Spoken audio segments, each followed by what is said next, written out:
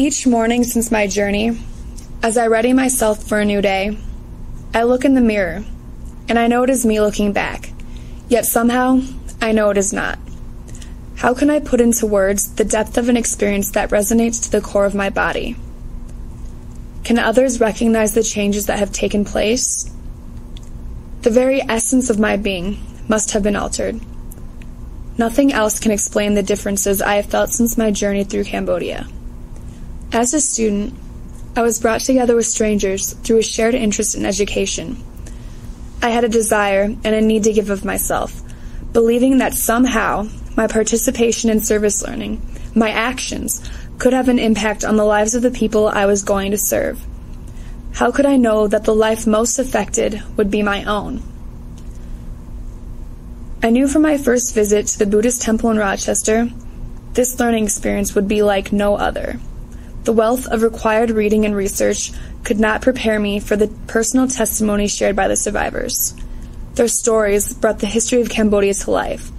Text could not depict the terror they experienced, revealed in the shaking of their voices, nor could it portray their desire for survival and a better life, as seen through their eyes and the emotions displayed on their faces.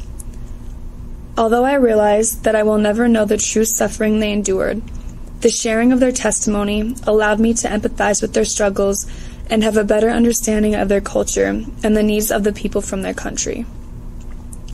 Each day of our trip was a learning experience. We were fortunate to work in partnership with students from the Royal University of Phnom Penh.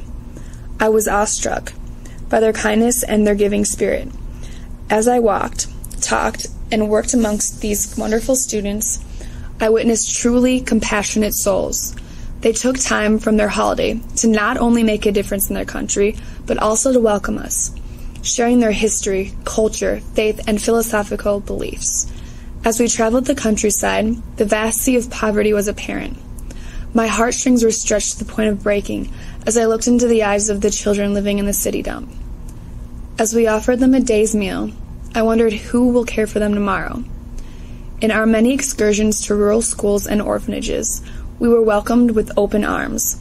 We watched as young children carved magnificent pieces of art or performed traditional dance and sang of the importance of a saved heritage.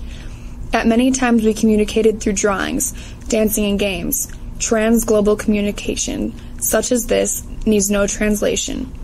As I look back on this trip and the memories I have, I do not think of what could have been. Rather, I think of what will be the next time I'm able to go.